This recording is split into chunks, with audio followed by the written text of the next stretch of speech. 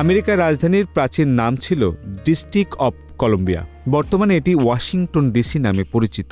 DC মূলত পূর্ব নাম district of কলম্বিয়ার সংক্ষিপ্ত রূপ। মেরিল্যান্ড এবং ভার্জিনিয়া স্টেটের কিছু অংশ নিয়ে ১৭৯০ সালে আমেরিকার প্রথম রাজধানী ফিলাডেলফিয়াকে ওয়াশিংটন ডিসিতে স্থানান্তর করা হয়। এটি কোনো স্টেটের অংশ নয়, এটি স্বতন্ত্র টেরিটরি। প্যাটোম্যাক নদীর তীরে অবস্থিত ওয়াশিংটন ডিসি একেবারে কোলাহলমুক্ত শহর। এই শহরের আয়তন মাত্র ৬৮ বর্গ মাইল বা ১৭৭ বর্গ কিলোমিটার। বিশালাকার রাস্তা আর বড় বড় দালান কোঠা দিয়ে সুসজ্জিত, তবে এদের কোনোটি খুব বেশি উঁচু নয়। প্রতিটি দালানের সাথে মার্কিনীদের ইতিহাস ও ঐতিহ্য জড়িয়ে আছে। ওয়াশিংটন ডিসির প্রতিটি ভবনই দেখার মতো। ইউএসের অন্য সব বড় বড় শহরে সব দালানগুলো বেড়েছে উপরের দিকে, কিন্তু এই ওয়াশিংটন ডিসিতে সেটা বেড়েছে পাশের দিকে বা প্রস্থের দিকে। অত্যন্ত রুচিশীল আর অত্যাধুনিক নির্মাণশৈলীর দৃষ্টিনন্দন এই স্থাপনাগুলোই বলে দেয় এই শহর বিশেষ একটা কিছু।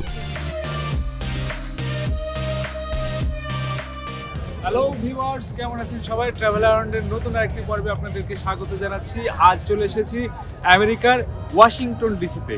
ওয়াশিংটন ডিসির এটি সেই হোয়াইট হাউস যেখানে আমেরিকার প্রেসিডেন্ট বসবাস করেন। সেই তার বাসভবনের সামনে থেকে আপনাদেরকে স্বাগত জানিয়ে আজকের এই আমেরিকার প্রথম পর্বটি শুরু করছি এবং এই পর্বে আপনাদেরকে দেখাবো আমেরিকার ওয়াশিংটন ডিসির যেটি তাদের প্রশাসনিক রাজধানী, সেই শহরটিতে কি কি আছে, কোথায় কিভাবে যাবেন, কি দেখবেন, কি খাবেন এবং কোথায় আপনি ভালো একটি মুহূর্ত কাটাতে পারবেন, সেই সব বিষয়গুলো থাকবে আমার এই ভিডিওতে। তো বন্ধুরা, দেখতে থাকুন ট্রাভেল অ্যারাউন্ডের ওয়াশিংটন ডিসির এই পর্বটি।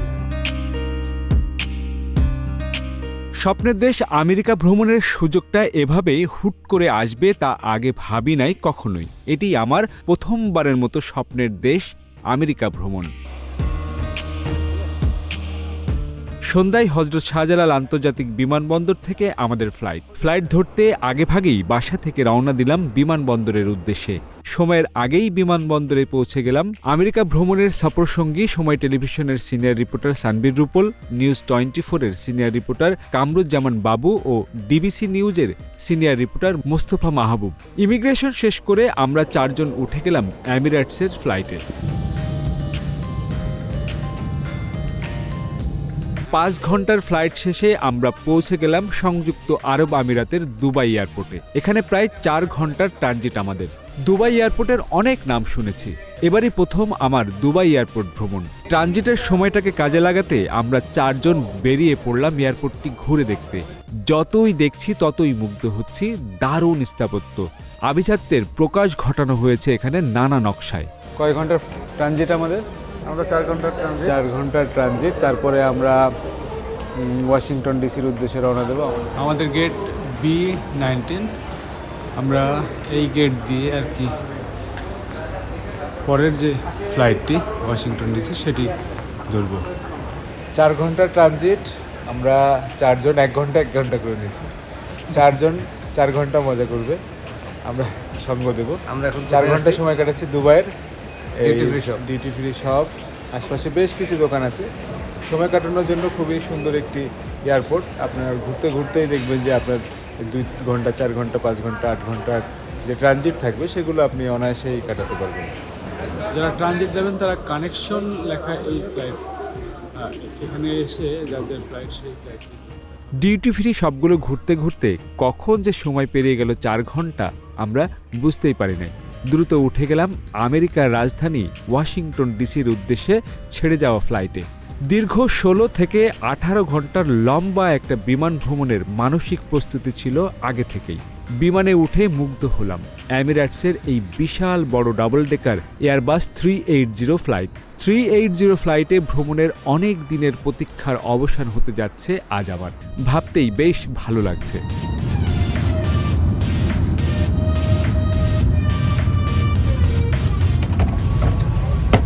দুবাই থেকে আমরা রওনা দিলাম ওয়াশিংটন ডিসির উদ্দেশ্যে। এখন লম্বা একটা জার্নি হবে। কত ঘন্টা? 14 থেকে 15 ঘন্টার একটা জার্নি।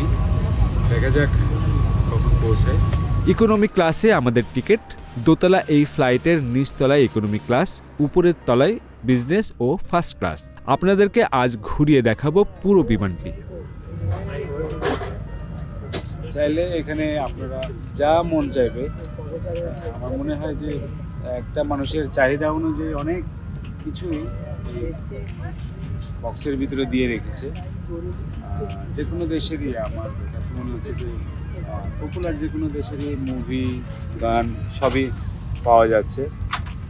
তো এই লম্বা যে জার্নিটি, সেই জার্নিটি যাতে কারোর বোর না হতে সেজন্য গেমস, মিউজিক, ফিল্ম সব কিছুর ব্যবস্থা আছে। ঘুম থেকে উঠে দেখি মধ্যপ্রাচ্যের আকাশসীমা পেরিয়ে আমাদের ফ্লাইট পাড়ি দিচ্ছে আটলান্টিক মহাসাগর। রাতের ফ্লাইটে আমাদের যাত্রা শুরু, তাই সামনে যতই যাচ্ছি ততই রাত আমাদের সাথে এগিয়ে যাচ্ছে। সম্ভবত ফ্লাইট থেকে ওয়াশিংটনে নামার পর আমরা সূর্যের আলো দেখতে পাবো। এ এক দারুণ অভিজ্ঞতা। টানা প্রায় 25 ঘন্টা আমরা রাতের দেখা পেয়েছি।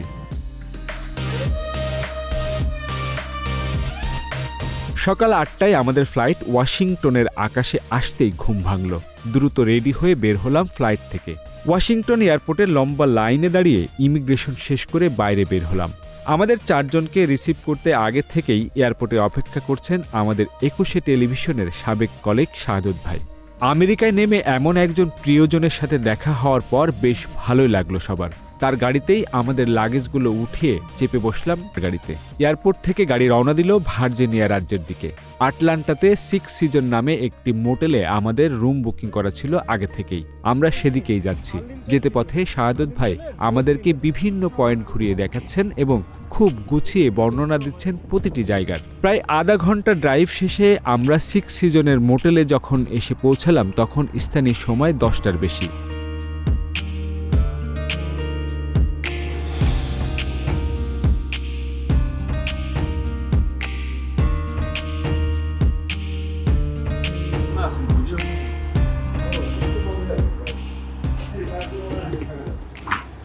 লাইটগুলো দেন। এটা আমাদের রুম। এই যে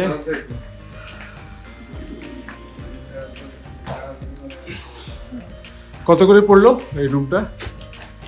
এটা এই রুমের ভাড়া আমরা 4 জন থাকতে পারবো, তাই তো? 2 বেড, $492 4 রাত। 4 রাত, মানে 110 টাকা করে, তার সাথে ভ্যাট ট্যাক্স। অনেক সুন্দর। মোটেলে দ্রুত সময়ে লাগেজ রেখে আমেরিকার সৌন্দর্য দেখতে রওনা দিলাম। সবাই ভীষণ ক্ষুধার্ত। শাহাদত ভাই বাংলা একটি রেস্টুরেন্টে খাওয়াতে নিয়ে গেলেন সবাইকে। বাঙালি খাবার খুঁজছি যে ডাল ভাত খাওয়া যায় কিনা। তো শাহাদত ভাই আমাদেরকে সেটির ব্যবস্থা করতে নিয়ে যাচ্ছে। দেখা যাক। সিগন্যাল পার হওয়ার জন্য যে নিয়ম আছে সেটি ফলো করতে হবে। সেই ফলোটি কেমন এখানে প্রেস করতে হচ্ছে, তারপরে এখানে সিগন্যালটি দেবে। যখন আপনাকে গ্রিন সিগন্যালটি দেবে তখন আপনি এটি পার হতে পারবেন, তখন গাড়িগুলো এসে স্টপ হয়ে যাবে। তো আইনের প্রতি শ্রদ্ধাশীল সবাই, চাইলেই কেউ কিন্তু এখান থেকে পার হতে পারে না। ওয়াশিংটন ডিসিতে নিউ ইয়র্কের মতো বাংলা খাবারের হোটেল রেস্টুরেন্ট খুঁজে পাওয়া দায়। আমাদের মোটেল থেকে বেশ খানিকটা দূরে হলেও আমরা শাহাদত ভাইকে অনুরোধ করলাম বাংলা খাবারের জন্য। পরে তিনি আমাদেরকে নিয়ে আসলেন বাংলা হোটেলে। অবশেষে ভাত পাইছেন না? না, ভাত খেতেই হবে এরকম কোনো তারপর তো আমাদের একটা টার্গেট ছিল যে বাধ্যবাধকতা ছিল না। দরকার ভাত, মুরগির মাংস, ডাল, ফুলকপি, আলু, চিকেন, গরুর মাংস। সবাই পেট ভরে বাংলা খাবার খেলাম। দারুণ অভিজ্ঞতা ছিল, স্বাদও ছিল মনে রাখার মতো। সালাদ, এখানেও বেশ কিছু সালাদ আছে। এই সব কি বাংলাদেশি নাকি? হ্যাঁ, আমরা দেশি ভাই। হ্যাঁ, একটা বাংলা ভাষা কথা বলতে পারতেছেন তো? আপনাদের মতো করে পাকাইতেছি ভাই। কেন আপনারা খায় একটু সন্তুষ্ট থাকেন। হ্যাঁ, ঝাল ঝাল হবে দাদা। হ্যাঁ স্যার, ঝাল হবে, আপনাদের মন মতো করে খেতে পারবেন। এর চেয়ে ভালো কিছু আশা করা যাচ্ছে না। বাংলা ভাষা কথা বলতে এই জন্য তো আসছি এখানে খুঁজে বের। আমার দেশি খাবারের মতো পাক হচ্ছে, নিজেরা পাকাচ্ছি, এটাই বড় কথা। কতজন আপনার এখানে? আমাদের এখানে 32 জন আমরা স্টাফ আছে, আরো বেশি হবে। সব বাংলাদেশি? হ্যাঁ, 3টা রেস্টুরেন্ট আমাদের মালিকদের। এই হোটেলের সবাই বাংলাদেশি। খাবার শেষে আমাদের আর মোটেও দেরি সহ্য হচ্ছিল না। কখন আমরা আমেরিকার প্রেসিডেন্ট ভবন দেখতে যাব। ভ্রমণ প্রেমীদের এই এক নেশা। খাওয়ার পর বসে কিংবা রুমে ঘুমিয়ে সময় নষ্ট করার মতো যথেষ্ট সময় আমাদের হাতে থাকে না, তাই তো নেশা পেয়ে বসলো আমাদের। শাহাদত ভাইও ভ্রমণপ্রিয় মানুষ, আমাদের আসল ক্ষুধা কিসে সেটা তিনি ভালোই বুঝে গেলেন। ঘুরতে ঘুরতে শাহাদত ভাই নিয়ে আসলেন আমেরিকার সবচেয়ে পরিচিত স্থাপত্যটির সামনে। এটি সেই সিনেট ভবন। ওয়াশিংটন ডিসিতে ঘুরতে আসেন আর এখানে আসেননি এমন মানুষ পাওয়া যায়। আমরাও ঘুরে দেখলাম সিনেট ভবনটি। সত্যি অসাধারণ একটি দিন উপভোগ করছি ওয়াশিংটন ডিসির সিনেট ভবনের সামনে থেকে। আর আজকের এই যে ভিডিওটি করছি সেটি আপনাদেরকে ওয়াশিংটন ডিসির বিভিন্ন পয়েন্ট ঘুরিয়ে ঘুরিয়ে দেখানোর চেষ্টা করব, বিশেষ করে এই সিনেট ভবন, তারপরে হোয়াইট হাউস, তারপরে আশপাশে যে মিউজিয়ামগুলো আছে এবং বিখ্যাত যে পয়েন্টগুলো আছে ওয়াশিংটন ডিসি, সেগুলো সবই ঘুরিয়ে দেখানোর চেষ্টা থাকবে আমার এই পর্বটিতে। তো বন্ধুরা, দেখতে থাকুন ট্রাভেল অ্যারাউন্ডের নতুন এই পর্বটি। পৃথিবীর সুন্দরতম একটি দেশ আমেরিকা। আমেরিকা দেশটি যে কোনো ভ্রমণ পিপাসু মানুষের জন্য পছন্দের একটি দেশ। আর হবেই বা না কেন, আমেরিকা যে তার সৌন্দর্য দিয়ে পর্যটকদের মন জয় করে রেখেছে, যার ফলশ্রুতিতে প্রতি বছরই লাখ লাখ পর্যটক পাড়ি দিয়ে থাকে আমেরিকার উদ্দেশ্যে।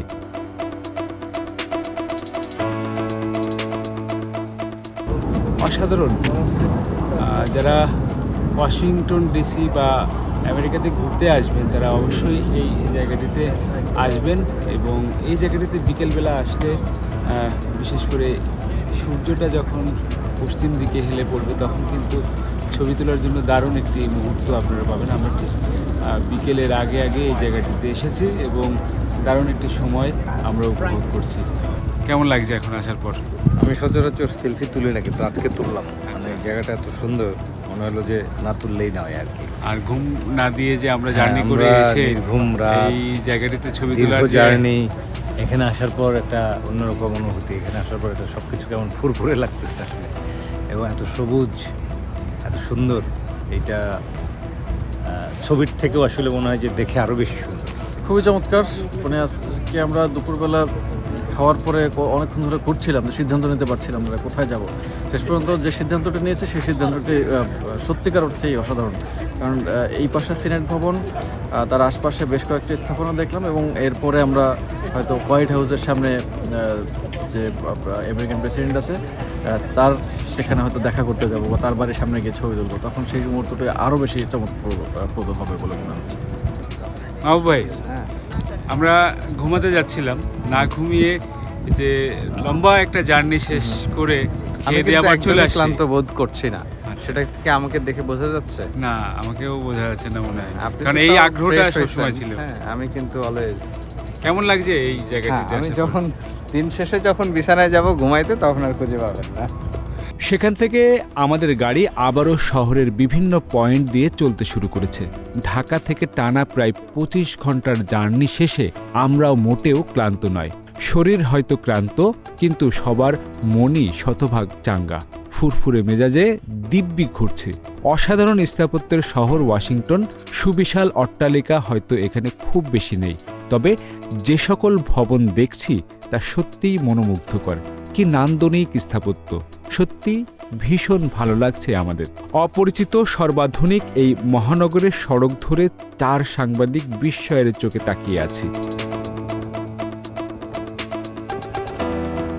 এটি সেই বিখ্যাত হোয়াইট হাউস, যেখানে বর্তমানে আমেরিকার ৪৬তম প্রেসিডেন্ট জো বাইডেন বাস করেন।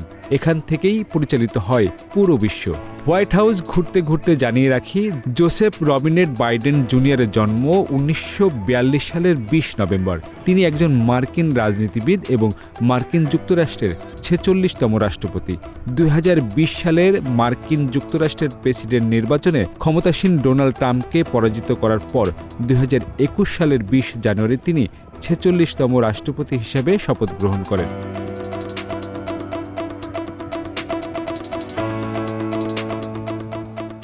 ১৬০০ পেনসিলভেনিয়া এভিনিউ, ওয়াশিংটন ডিসি। এই ঠিকানা যে দ্বিতল বাড়িটির, তার নাম হোয়াইট হাউস। হোয়াইট হাউস মার্কিন যুক্তরাষ্ট্রের রাষ্ট্রপতির দাপ্তরিক বাসভবন। এই সেই আমেরিকার প্রেসিডেন্ট যেখানে থাকেন।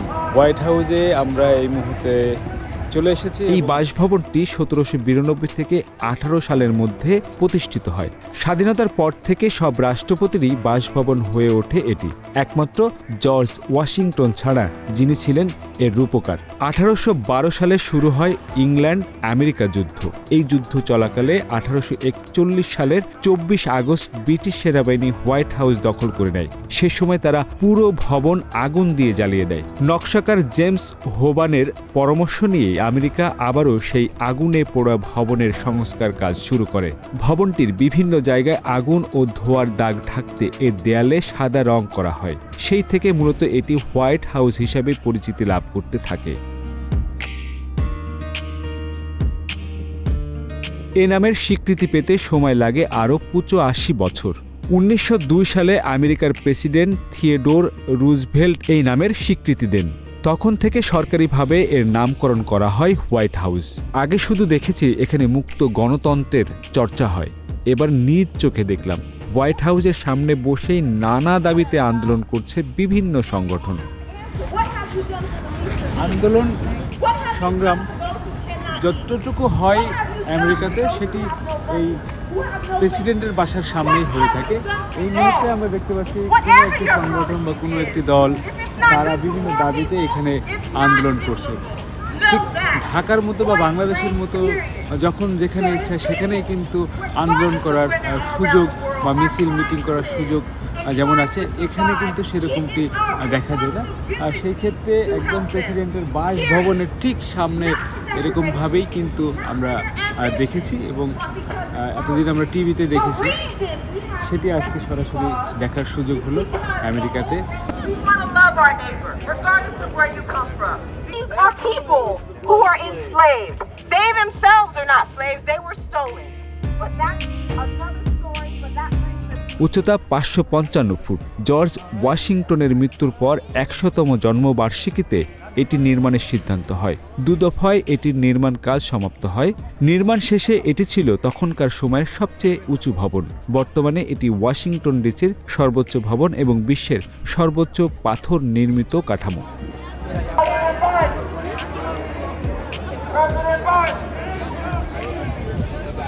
হোয়াইট হাউস দেখানো শেষ করলাম।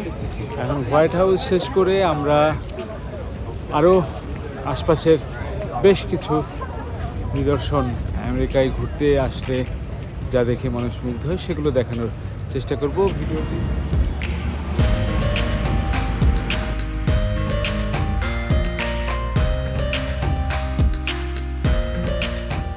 ওয়াশিংটন মনুমেন্ট এই স্মৃতিস্তম্ভটি যুক্তরাষ্ট্রের প্রথম প্রেসিডেন্ট জর্জ ওয়াশিংটনের স্মৃতিতে 1848 সালে নির্মিত হয়।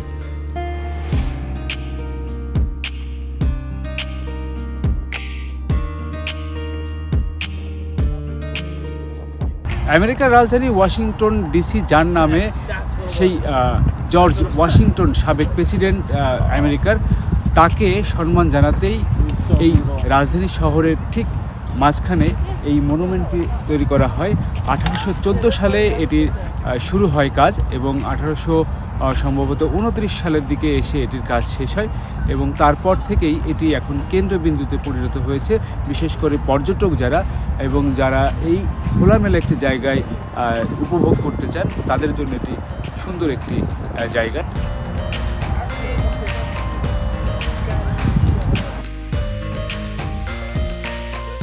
আমি আমেরিকা ভ্রমণ করে যা জানতে পেরেছি এবং যা কিছু দেখেছি, আমার মনে হয় একজন ভ্রমণ পিপাসু মানুষের মন যদি ভ্রমণের আনন্দ পরিপূর্ণভাবে নিতে হয় তাহলে অবশ্যই একবার হলেও জীবনে আমেরিকা ভ্রমণ করা উচিত।